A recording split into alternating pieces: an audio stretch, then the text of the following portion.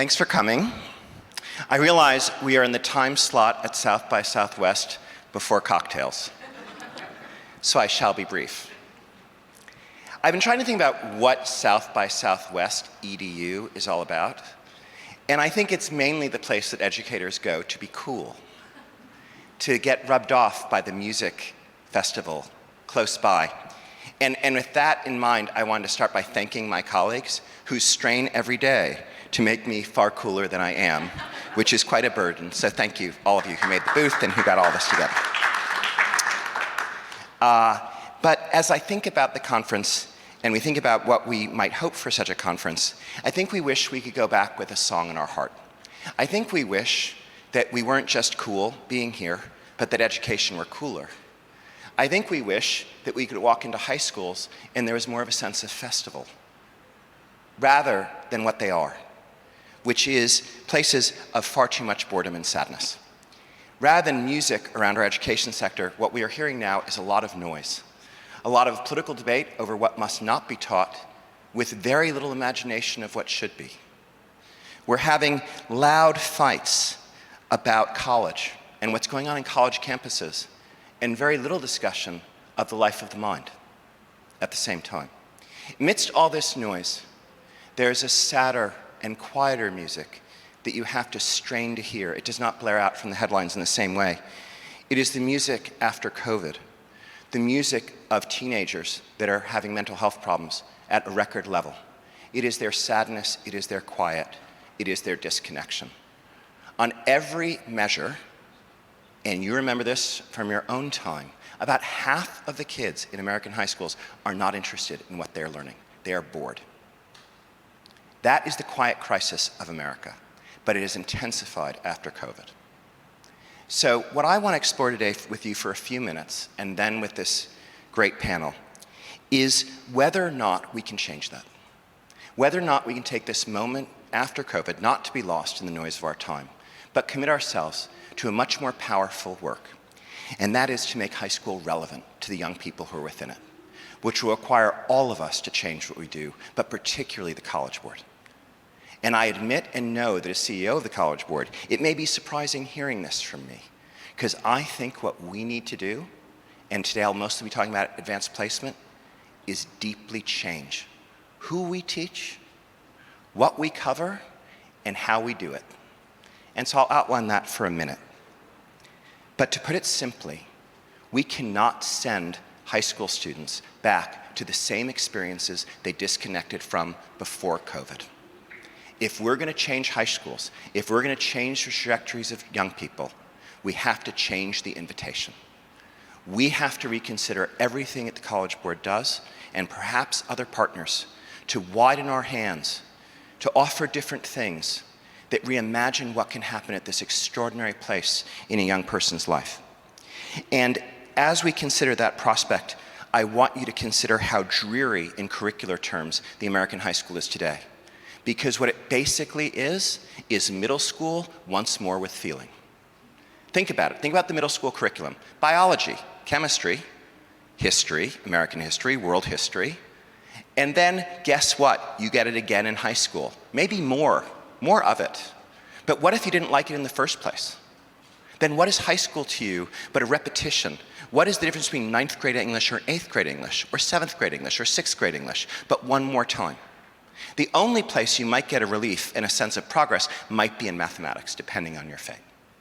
But as we all well know, many students have unplugged from math from that time.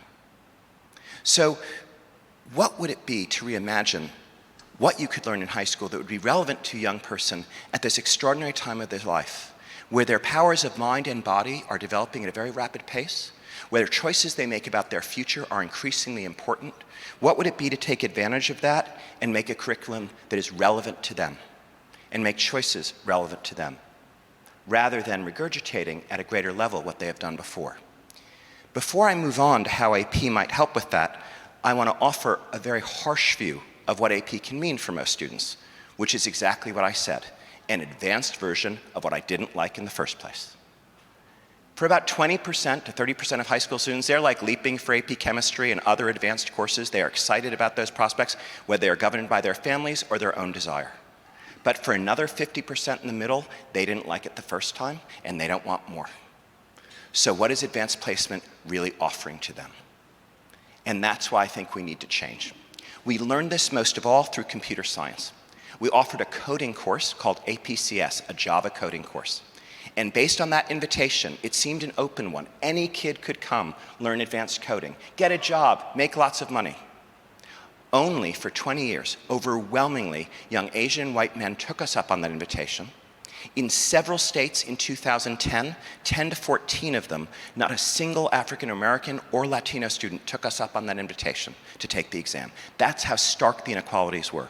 Of course, I'm sure you've gathered that if 80% were those young men, less than 20% of the takers were women, in a remarkably sustained way. So rather than trying to just urge kids to take computer science, shake our fingers at them and tell them it advances you, we developed a new course, a new invitation called Computer Science Principles. That course did not say, would you like to study the advanced grammar of a foreign language you're not yet interested in, which is what kids told us computer science sounded like. It instead said, would you like to solve a problem? Would you like to use big data or design to solve something? And in this course, you can pick an app and develop it yourself. That different invitation changed who came. What I mean by that is 6 years later, I can tell you, there are now more than 10,000 young African American students who have taken the Computer Science Principles course, and many of them going on to the Computer Science course. There are almost 20,000 Latino students. The gender breakdown in 5 short years after not changing for 20 is at 70-30 and rapidly improving. It is a shocking change, and any of you involved in education know how tragically slowly our field changes, but this invitation changed things. We have been moved by that and are reconsidering everything we do. The next most experimental course was our AP seminar course. This course dispenses with required knowledge or curriculum and instead invites young people to develop projects of their own, to design what they are interested in learning about, to allow their obsessions, questions. Imagine you could in high school talk about such things as social media and whether it is a boon or threatening to your well-being. Or maybe you want to explore the growing research on happiness or what it is to be effective in the world and how. It's almost amazing that these questions, so urgent for high school young people, are so absent from the curriculum.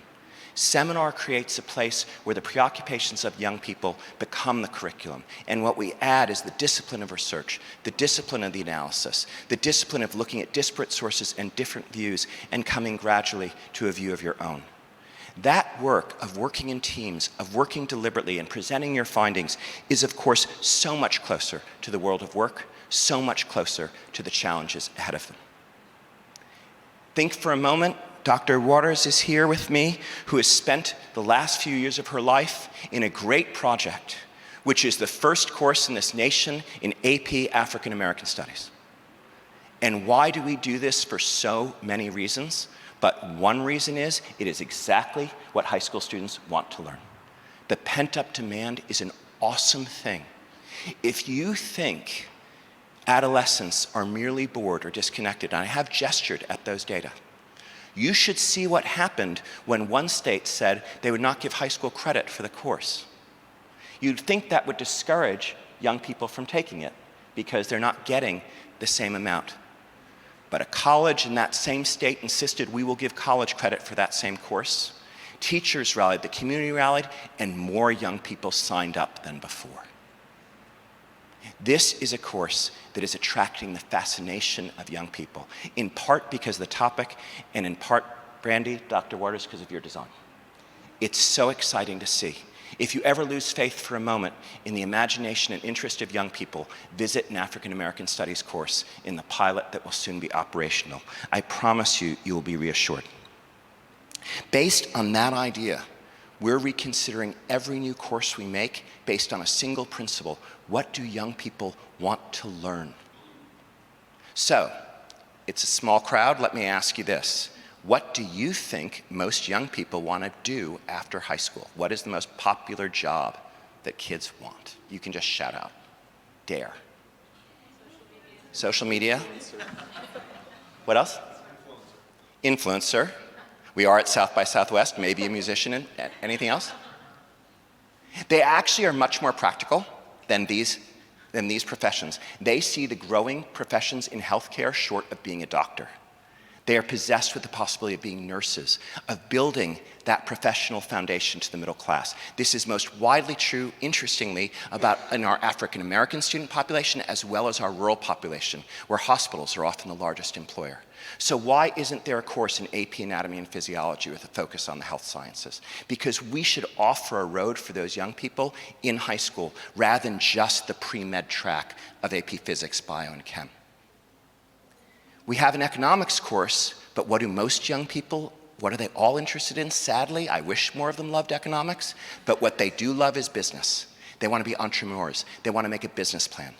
So why not, just like we learned in computer science, have a course in business principles that allows students to make plans, whether for nonprofit or for-profit ventures, to develop their life as a venture, build on that imagination, and at the same time gain command of their personal finances.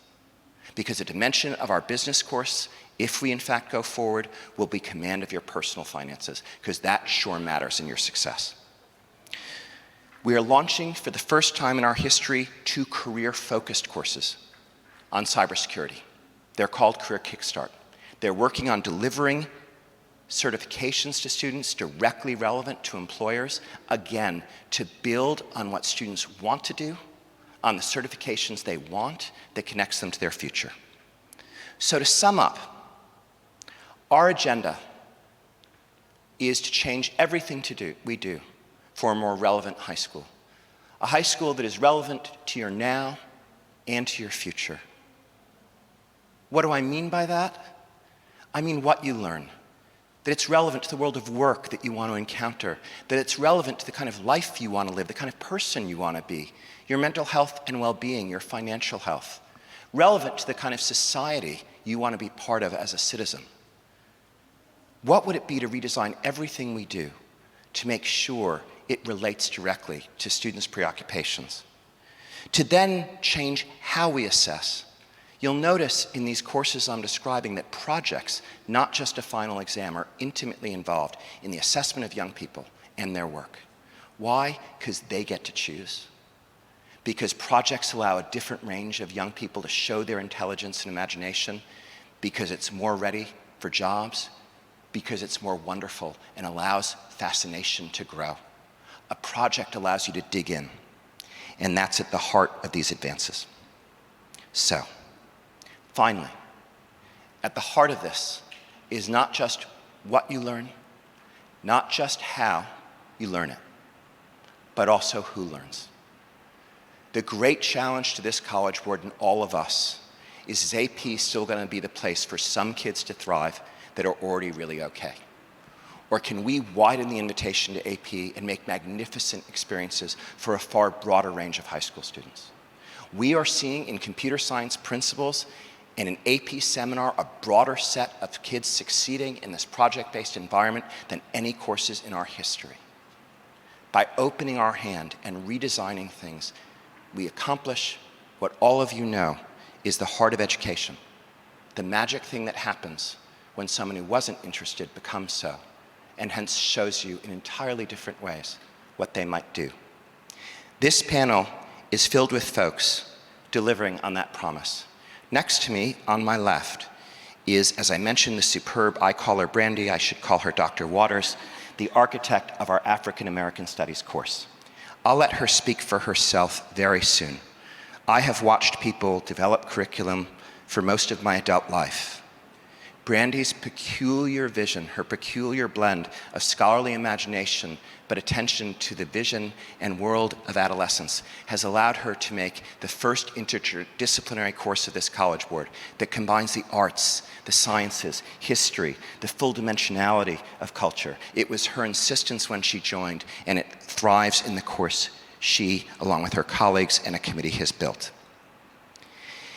Gary here is a teacher from Chicago. He grew up in Chicago. If you're interested, Dr. Waters grew up in Jersey. We can have that out later. Jerry, I believe. I'm sorry. Did I say Gary? I'm sorry. Jerry. Forgive me, Jerry. Jerry comes to us from Chicago. He was born there and he is one of the pioneers of the AP seminar course. He built it along with several teachers who envisioned a new way of doing advanced placement. He's taught over 500 young people the pleasure and demands of doing research, of discovering ideas, and building them into projects. He's one of the master teachers that is always a grace to meet. Hadi Partovi, to our far left, is the founder with his brother of code.org. Hadi's a really special guy. He was a successful entrepreneur. He's sold companies. He's invested in them. He has built a nonprofit from scratch and now leads it as CEO. And that makes him special. But what makes him remarkable is that Hadi is an architect of time. He built an idea for the world called an hour of coding, when coding was being neglected everywhere, and globally, the dedication to that idea has been a world-changing force. How many people have an idea but are an architect who make it so? Now he's gone forward into courses, and we'll hear from him about what comes next. But if you don't mind, I'd like to also share that this all began in Iran, where he was born, where he lived with his brother at a time of war, when the most interesting thing he could find, one might say sadly, if you were prone to, was programming a calculator and then a Commodore 64. He was bored, and out of that boredom, built the world of code to change the experience of young people everywhere. So, beginning with my question, Hadi, I want to ask you the impossible thing. After all these years you've done it, compress it into 5 minutes and tell us how you got from 0 minutes coding in the American high school to an hour and where we are now. Thank you. First of all, that was probably the most beautiful introduction I've ever had, so thank you for that. It's still 10 years after starting code.org, a dream to imagine how significant the impact of the work has been. But the first thing I'd say is the idea of an hour of code. When it popped in my head, I remember calling 10 different people saying, I just had the best idea I will ever have in my life. And usually you don't actually have flashes of good ideas. Most things just come from just blocking and tackling and hard work.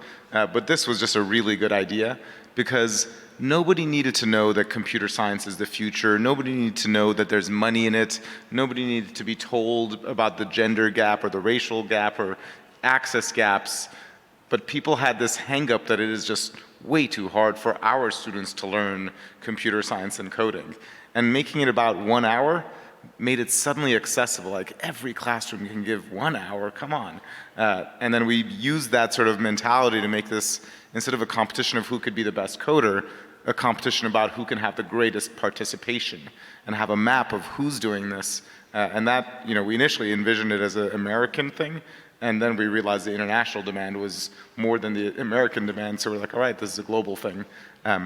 Our first idea was to say, we want to get 10 million students coding in 1 week. And I set that high bar because I always believe that if you set really high goals, more people want to help you. And I figured if we aim for that, maybe we'll reach 1 million. It turns out in our very first week, we had 20 million students coding. The Hour of Code is one of the fastest growing technology products. It's not really a product, but it's one of the fastest spreading things in technology. And what was most important about it isn't what students learn in 1 hour. It's that the teachers realized, I could do this in my classroom with my kids. And in our surveys, over 80% of the teachers who participate decide, I want to teach more than 1 hour of computer science. And that became basically the seed we planted for spreading computer science as a course. And I wanted to mention, that you were right on when you were talking about using the creativity innate to computer science to engage students, as you have done with the CS Principles course. And what is most important is recognizing that we can change what we teach, not just how we teach. The subjects we teach can engage students. And the beauty of the Hour of Code is that it engaged kids in that way. The teachers saw that and they decided, I want to bring that to my school. So Hadi is so polished, I told him when we were walking here I had a surprise question for him to see if I could mess him up. Is everyone with that possibility? So I was sitting next to a teacher on the airplane, and she was one of those magnificent figures who draws light and space to her, a little bit like you. And she said, is there any end of the airplane? She started talking about her AP CSP course. And then I realized that she taught AP, and I told her who I was. And she's like, you know what you should do? You got to get rid of the name computer science. Kids hate that. So Hadi, what should we call computer science when so many kids are turned off by it? Wow, that is not an easy question. When you told me you'd have a surprise question, I was like, there's like 20 questions I regularly hear. That is not one of them. Excellent. In fact, when we named code.org, I get so much flack for using that name. Especially by computer scientists who are like, it's not just about coding, computer science is broader than that. And I picked code.org. Computerscience.org was available. It just was like, this is not going to be as easy to sell, to market. We wanted to get folks like Shakira and Steph Curry talking about it. It is easier to get them to talk about code. It fits on a hat a lot easier. Nice. And so on. But in today's age, I'm not sure if I was renaming, I would not choose code as the name. I would choose AI. You would choose AI. I would choose AI. And AI is also a subject underneath computer science, but pretty much anywhere you go, people are talking in every industry, in every sector of society about what AI is doing. So if you renamed computer science principles to AI principles, same course, I bet you'd instantly double the enrollment, just because now we have an AI. I'll take that suggestion. Brandy, as I asked Hadi to kind of eclipse time, I want you to eclipse space. You've just published a framework with very little work, of course, and very little cost to you. I think, how many pages now? About 300, maybe? It's nearly 300 pages It's nearly now. 300. Yeah. So imagine you have a page instead, and try to tell us, what's in this beautiful course? What have you done? There's so much in this course. So of course I'll simplify it and summarize that this is an interdisciplinary course that weaves together all these beautiful fields that David mentioned. So it's not just history, but it's also the arts and geography and music and political science. It gives students an opportunity to think about the diversity of Black communities in the US and how they connect the US to the broader world. And that's not always something that students think that they're going to encounter when they hear the name African American Studies. I think what that meant for us is that there were two spatial challenges. So part of it was thinking, how do we introduce a new learner to a field that spans from ancient Africa to the present? But then the second piece was also, how do we really leverage the strengths of this field while preserving time to take seriously the things that we're hearing from students, the activities that they expect to encounter, the projects that they want to do, the ability to delve into local history and town halls. How do we make that balance? So I think that that was a challenge that was really exciting for us to take on, and that's what we have now through sleepless nights and iteration and really listening to teachers, or to teachers and students, and playing that back for faculty in the field. We now have something that really leverages students' interests and introduces them to a field that they care about. It gives them an opportunity to have the questions that they're seeking answers to together with their colleagues. So I think that's why it's really exciting for students to have the opportunity to take this course. How many people are taking it now, Brandy? What's next? It's incredible, honestly. So you might know that we started in 60 schools last year, and I was crossing my fingers because it's a draft, right? It's a pilot. So I was hoping we'd get to maybe 200 or 300 schools. We're still in the pilot. We have nearly 700 schools, and 13,000 students will now have the opportunity to get college credit in this field, the one that they've been asking for access to in just a few months. So that's tremendously exciting. 13,000 students who did not have access to this field before. Thank you, Dr. Waters. Thank you. Teach, Jerry, bring us home. Tell us, my challenge is about time and space. Yours is of the imagination. All of us in education, finally are wondering about the work you do. You're at the center.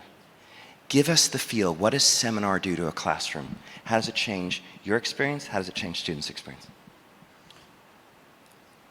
Confessional first. As you and Hadi were talking, I teach at the same school that I went to high school in. I enrolled in AP Computer Science, and I dropped it. 2 weeks in, I was out. Because I looked around, and I did well in school. I was like, hey, I like computers, so let me take this AP class. And I walk in, and the kids in the room were kids that I had never seen in the school before. And I was like, oh man, get me out of here, I'm out. So I changed, Now, I went back into my comfort zone, which was history. I'm a history teacher now. I knew I wanted to be a history teacher when I was in high school. I loved inquiry. I loved asking questions. I loved everything that came with like the minutia of learning stories and being able to like talk about those things. And that's really what I love about seminar, is that I get to go on these deep dives, these 30 individual deep dives in the classroom with my students. David, you mentioned coolness, right? And what that looks like. Our students are interested in so many cool things, but they don't usually equate coolness with like impact. Like they don't think that their interests really matter. And that's what my job is to get them to think about the significance, the importance of social media. Like, how can you make that matter? How can you, I'm gonna take you on this year-long journey to really make this social media interest that you have, I'm gonna turn that into a year-long project. And I want you to feel like this is real, like you can actually take your interest and turn it into academia. And that's really the gap that I think that I see with a lot of my students is, you know, they're sometimes intimidated with equating their interests with their academics. So there's a little bit of a gap there. And I think that the capstone courses really help to bridge that. So I just find like it's just real, you know, like we're just having real conversations all the time in a way that, you know, I love teaching AP Euro as well. I teach AP European history, but, you know, those conversations aren't always happening to the same degree that they're happening in seminar and research. That was very moving, your confession about the effect of walking into computer science, especially in front of Hadi. I saw you kind of broke him there. That was awesome. But also... Can I briefly address that, by the way? Because you mentioned in the history of the APCS class that you had the initial one, the more advanced one, that was just about Java programming, and then the new APCS principles. I'm sure the course you dropped out of was the one that has the lower enrollment and the worst diversity. APCS principles has had record growth in enrollment, but also steady year-over-year growth in both racial and gender diversity, because it is just a better course. And in the classrooms that Code.org teaches this course, the majority of the kids are from Black and brown backgrounds, and we are regularly seeing that the diversity and the racial composition in the classroom matches the school at large, which is definitely not the case in the more advanced APCSA. How would you change CSA to make it more this way? I know this is a hobby horse, so I'll give you your chance, Hadi, to I would preach. make it more focused on creativity. Yeah. The reason why APCS principles attract students is it starts with what do you want to create, rather than let's teach you Java programming. You know, people don't come to computer science thinking, I want to learn this programming language. What app do you want to make? What website do you want to make? What game do you want to make? If you start with that, it hooks them. Jerry, how would you like to change the world? Back to you for a minute.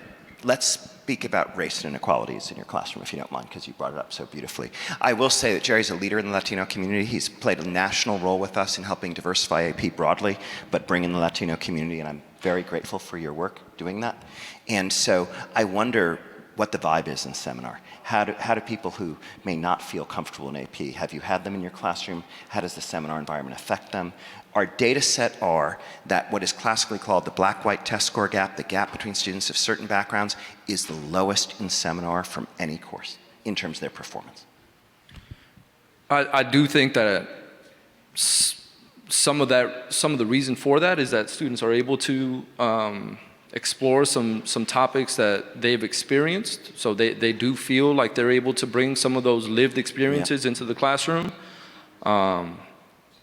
There's still a ton of work to do. Like even at my school, it's an effort to try to increase the diversity within our classrooms in Capstone. But I do think that the open-endedness, the open-ended nature of the course, of the program, allows for more pathways to join. You know, Dr. Waters, I think that you and I share a certain passion for your discipline as an opening. Not just to that discipline, but to college level work. I'll share with you that in our pilot, roughly half the students, it keeps changing as the numbers grow, it's their first college level class in high school. What's even more striking is after it, 80% want to do more college level work in high school. Could you share with us, Brandy, how you conceive of African American studies as opening up a wider group of young people that are interested in the discipline, but also in computer science or also in seminar? How do you see this invitation working? I love this question because sometimes when people ask me about African American studies, they talk about it as such a narrow field. Like, why would a student spend a year on such a narrow field? But this field is actually an aperture. It's an opening. It's a way that students learn different ways to look at the world, to look at sources, to think about who sits at the table, to look for interconnections.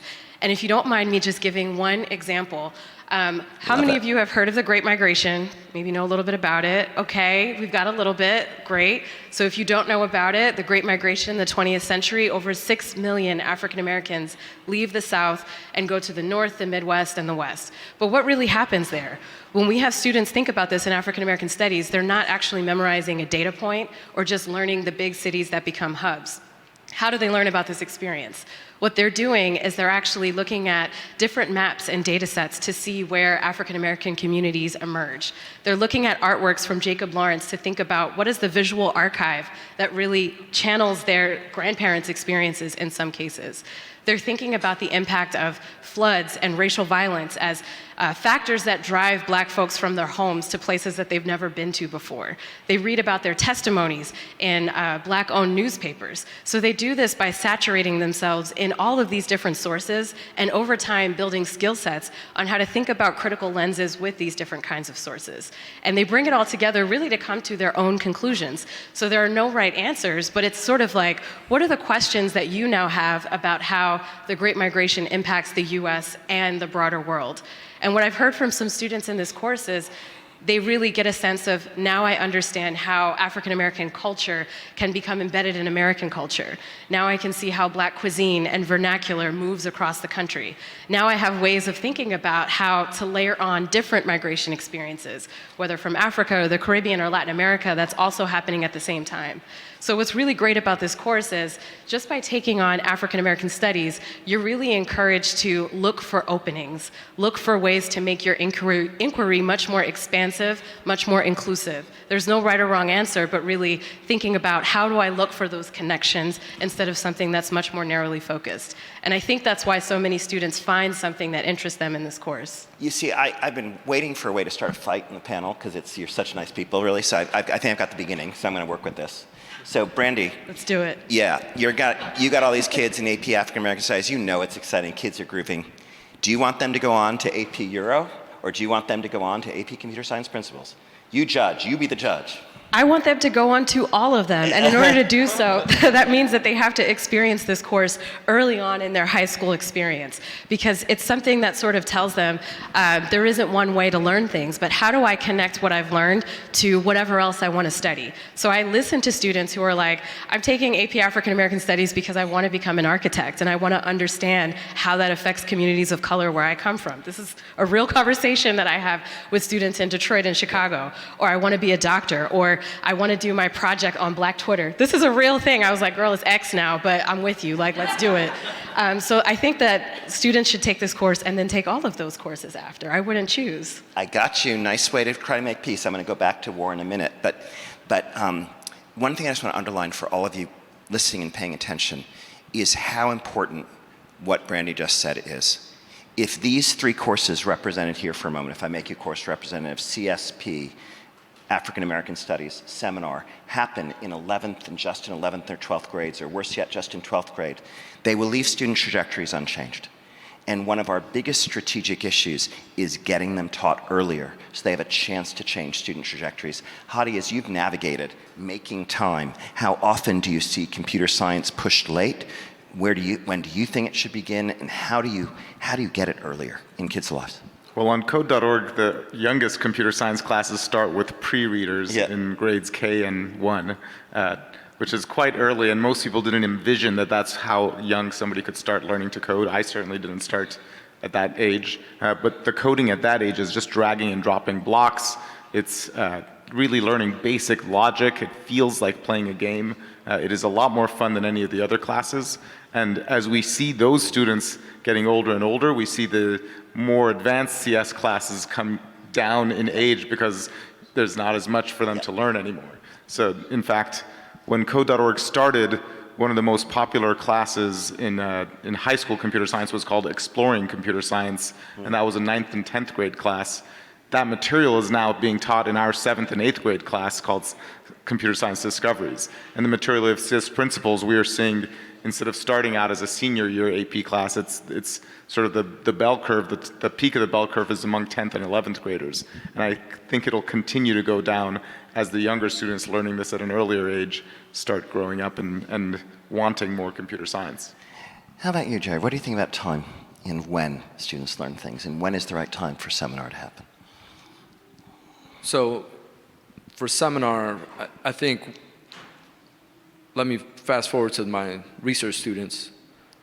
By the time that my students are leaving the research class, they're currently seniors, they're barely dipping their toes in the water of sort of what research looks like. Because when they're entering, oftentimes they think research just looks like a bland PDF file with 8-point font and it's kind of just dry, you know.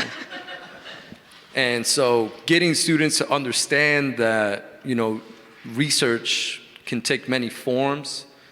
Research can be composing music. Research can be, you know, going out into the field and taking photographs. Research can be, I have had a student do a research study on Black Twitter and doing a content analysis on Black Twitter. Like, I've had students do that.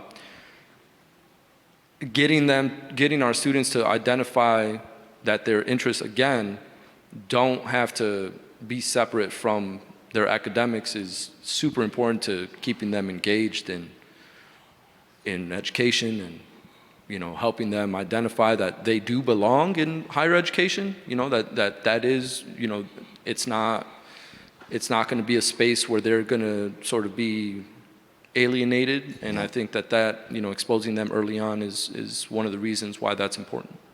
Let me ask you guys, I find you all, frankly, very intimidating after a while, because if I'm a school teacher, if I do seminar, I lose control. Like, I don't even have a curriculum. I have to deal with these 30 people and their like bad ideas and try to make them, no, I meant great ideas and make them awesome. And, you know, when Dr. Waters asked us all, what do you know about the Great Migration? Like, I saw the nervousness of the hand raise. It was like, yeah, I kind of know something about the Great Migration. And I would urge all of you who may have read about it in the news to give yourself the glory of reading the African American Studies Framework, as I have several times. I learn more each time I do. It is so neglected. No one confuse you that you can learn this in parts, in other parts of the curriculum. To see the coherence and development is something we are all ignorant of. But that scares me, because like, I'm a teacher, don't want to be ignorant, don't want to be caught being ignorant in front of a large group of people, particularly when race is involved. Oy.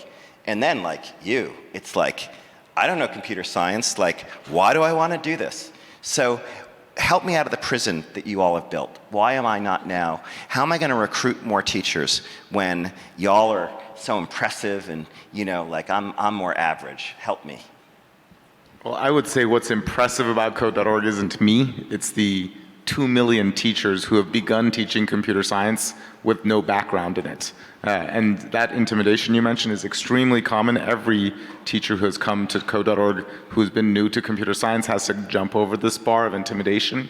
The reason AP Computer Science has grown so much isn't just the invitation to students is better with this more creative course. This more creative course is available in 5 times more high schools because of the teachers who are not computer scientists deciding, I'm going to learn to teach this course. The majority of AP Computer Science principals, teachers, are not from the computer science field, yes, if you're interested. And I actually think this is an important thing for the future of the teaching profession, because the history of public education has been working in this mode of like, the teacher knows everything and they're going to impart their knowledge on the students, and the students are going to receive it, and the classroom is where they learn. And the reality is, any of us with kids knows that our kids are learning on YouTube, they're learning in all sorts of other ways, and they're chasing the things they're most interested in these other ways, and then they come to the classroom for the stuff that they have to learn, that the system tells them they have to learn. And to engage kids better, that system needs to change to make it more about what the students want to learn, more about what the society around us expects from educated people. And a teacher's job is going to shift to becoming more of a facilitator, more of a coach, more like leading a seminar for students to learn through their own ways. I love not knowing anything that my students do. Like that actually I think is often what makes the best projects, is when a student tells me something and I feel like they're completely making it up, and I'll just like start asking them questions and it ends up being true, and I'll like go and start Googling stuff to verify. It's like, Could you tell us one of the most humiliating examples of that? Oh, where do I start? Actually, I have a student right now doing a project on like compulsory computer science education courses, and I was told to bring it up. Nice this session, yeah, to grill you. Fight. Because my student Nina is looking to see if the age in which a student takes their 1 year of mandatory computer science education course changes the level of interest. So she gave the students like an interest in computer science survey at the beginning of the school year, and then again at the semester, because she can't wait until the end of the year. And she did find that students who took it their freshman year had larger increases in interest than students who were juniors and seniors. She probably thought, she's now writing her conclusion up, and she's speculating right now that if you weren't interested in it and you waited until your senior year to take it, that's probably a reason why you waited, right? So you already had lower levels of interest. So now we're having like a lot of arguments about, to what extent are you speculating these things? And she's showing me the literature that's sort of supporting her conclusions, and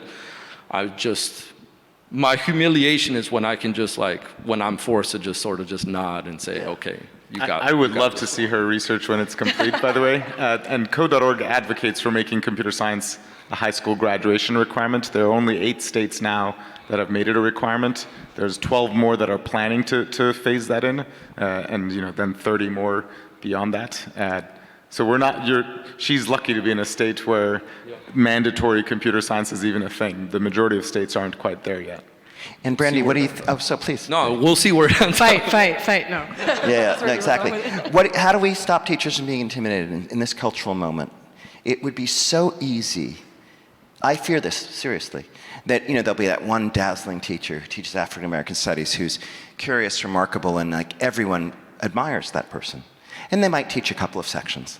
And then I fear African American studies goes the fate. Do you know that in most AP courses there's one section in a school, one group of 30 children? It's my personal view that if African American studies goes in this direction, we shall change nothing. That it has the chance of changing the culture of our high schools, maybe even changing this country.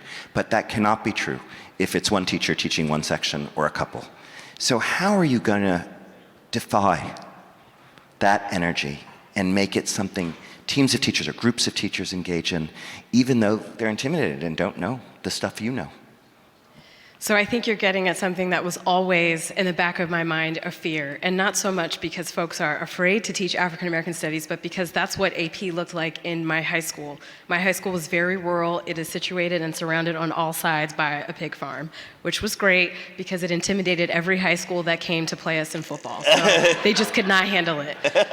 But what that meant was I very often experienced being in what felt like an oasis in my school. I was one of very few students who was in an AP class, just having an opportunity to take a deep dive into things that I loved, learning literature, and none of my friends had that experience. So I think it's not just unique to African American studies, but it's something that we're trying to change for AP writ large. What's exciting about this field, though, is that it's actually a journey for students, for teachers, for communities, for families to take together. In more casual spaces, I often share that I have been Black my entire life, but most of the things that are in the framework are things that I did not learn until I went to college and graduate school. That this was a field that kind of introduced me to all of these broader connections. So I often encourage folks to take that energy that comes from students. We decided to do research on this because students from all backgrounds and all grade levels kept asking for us to build an African American Studies course. So it resonates beyond whatever your personal background is.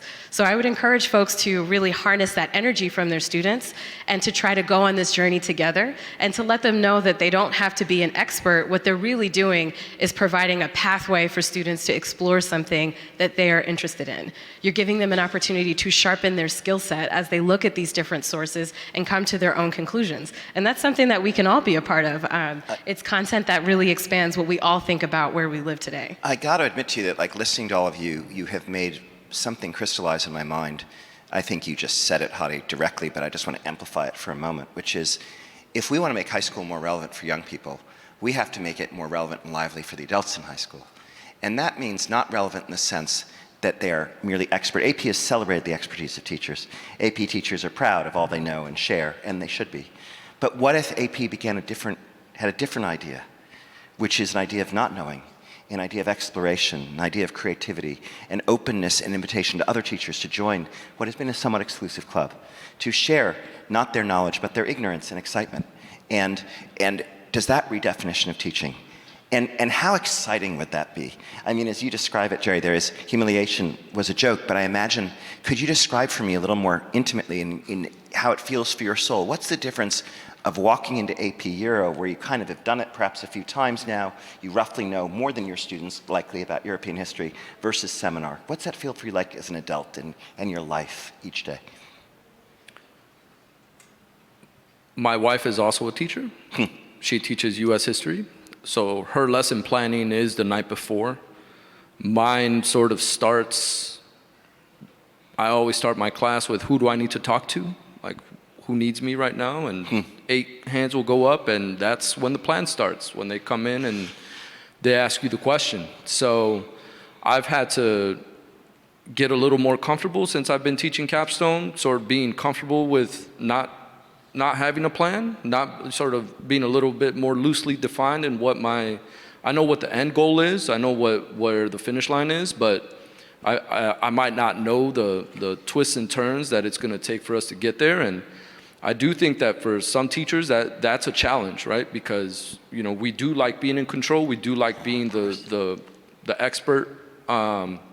So sort of slowly, gradually come to terms with that vulnerability of expressing that you don't know something is sometimes our students can relate to that, and you know, learning it together is oftentimes more valuable than you just expressing it to them. So that for me has been my biggest growth in my teaching experience. I love it. You know, some would say that certain notions of teaching began with Socrates, who famously professes not to know, but he's engaged in a mutual inquiry with the young people, adolescents first and then adults that he talks to. Hadi, I'm wondering for you, as you have spread the gospel of computer science so effectively, what would you say has broken down those walls most with adults, forgetting young people for a minute? What helps an adult gain the confidence to jump into something they do not know? I would say 2 things. One is reminding the adults that even though most of us adults didn't learn computer science in high school, that kids have nothing that they're more drawn to than their technology. If you ask them, do you want to learn about math or reading a book or this or that, and then you say something with your phone, that's the thing they're gonna pick. And adults instinctively— Go easy on books, I'm sensitive about so that. they know that. And so the first part is putting themselves in the kids' shoes rather than their own adult tech fear world. Yeah. But then the other thing is, in our workshops, in our professional learning workshops, the very first day we tell teachers, you're gonna need to stand in front of your kids and say, I'm learning this course along with you. And to get over that intimidation hurdle that you so eloquently were talking about. And at first that's scary, but then it is such an unlock. And this is why so many more teachers are now teaching computer science. And I think this unlock of I'm going to learn along with you is more than just about teaching computer science. It's about modeling being a lifelong learner, which is something every teacher in every subject is going to need to do. I had 2 comments on this. One is, it is something that the teachers themselves love. In fact, we've now had over 100,000 teachers go through our professional learning workshops. And one of the questions we ask them is to rank it. And more than 70% say it is the best professional learning experience they've ever had. And there is no reason that that's because of code.org. I think it's because of that one sentence that says, I'm going to be learning along with you. And they think all my other PD experiences is, I already know math and I'm going to the 10th time learning how to do math better, whereas now I'm learning something I'd never learned before. Yeah. And then the other thing I would want to say is... Isn't it so like the young person Yes, who's going exactly. to English course for this, send, English Exactly. 10 after English 9 after Exactly. English 8. Exactly. And then if you think about the workplace or academia, who does a professor want as their graduate student, or who does an employer want as an employee? The person who will sit down and just rote input information and do what they're told, or the person who will come up with a creative field and study on their own and figure it out and collaborate and produce something? The latter is what every part of society wants after the education system, but we have an education system that's modeled not around that. I think we and have to get really serious about teacher certification and what it means to be certified to teach a course. I think we as the College Board need to get more frank that we need waivers for teachers to teach College Board courses who learn by doing and have the support of resources we developed called AP Classroom. So rather than just letting teachers fend for themselves and learn along with, there's also materials for them to have daily exercises that they can assign to kids and use as they wish to scaffold them into this leap. Code does great work, as do other partners developing these kinds of materials. But if we do not change the idea of certification, which is you are not qualified to teach a course unless you have a computer science degree, we will forever starve most of the young of entering this field. And so I personally think as urgent as computer science mandates is rethinking teacher certification, rethinking expertise requirements that limit these courses. We're nearing the time that many of you are, I sense it in the audience, desperately wanting that cocktail to celebrate the conversation. So I want to go back to an early place. As I was thinking about these remarkable people I'm with, I was very preoccupied by their childhoods. And what's cool is you all went there in different ways. Jerry, you talked about going to the same high school you now teach at. Brandy, you talked about, I am a New Yorker, so hearing about New Jersey is always a bit with a snarl, but you talked about growing up as a rural nerd in Jersey.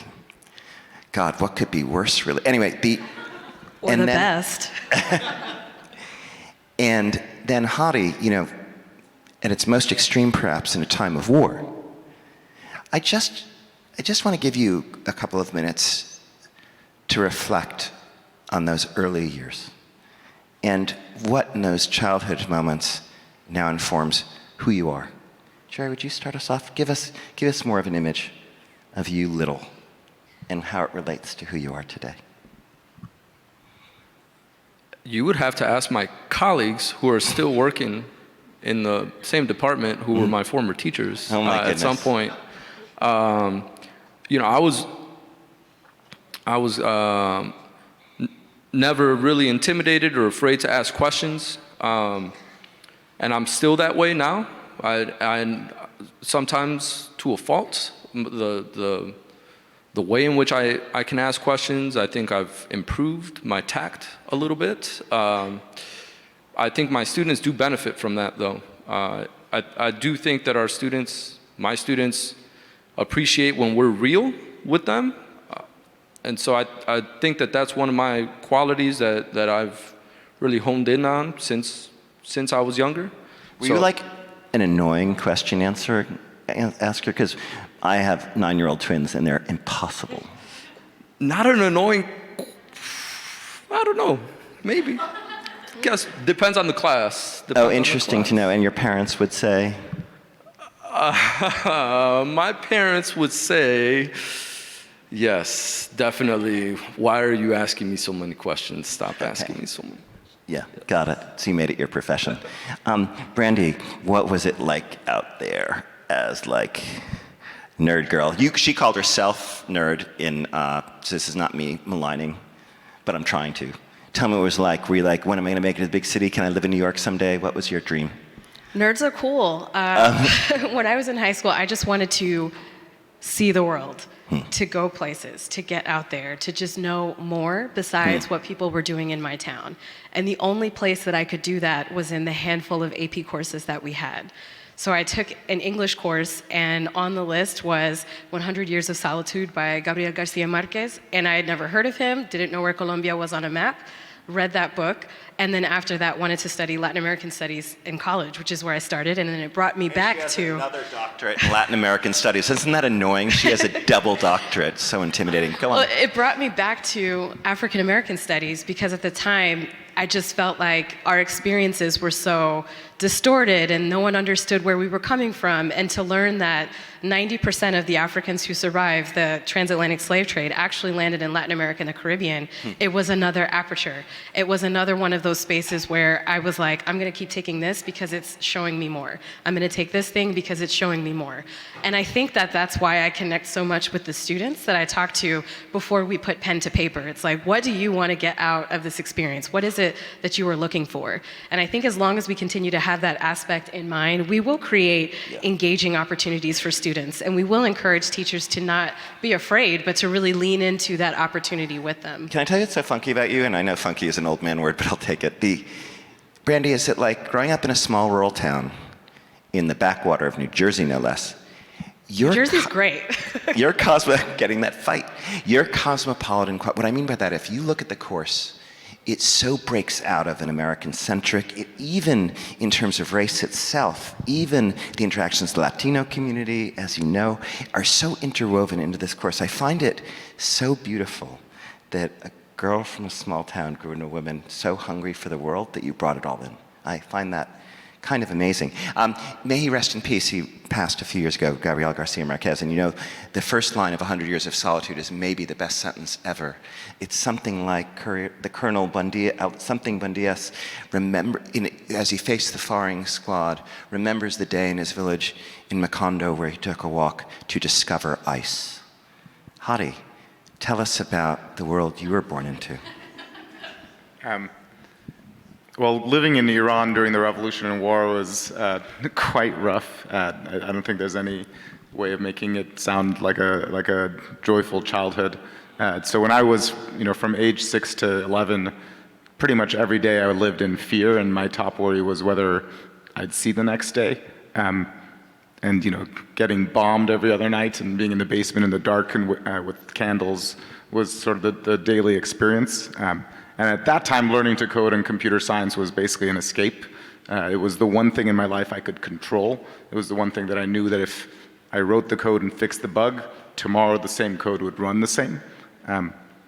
But that experience, I think, is not like almost anybody else's that I can think of, other than, I guess, kids in Gaza right now. But what is actually much more similar to the plight of most American students is where I was after we came to the United States. As immigrants, we had left everything behind. My family had $0 of savings. We couldn't afford a home. We were living in my grandparents' house. All four of us, my brother and I and my mom and dad, shared one bed, which is not fun to do when you're 12 years old in 7th grade. And at that point, we had freedom, we had safety, but I had no sense of opportunity. I was in a new country, and I wanted to desperately have a future that was better than the current life I was in.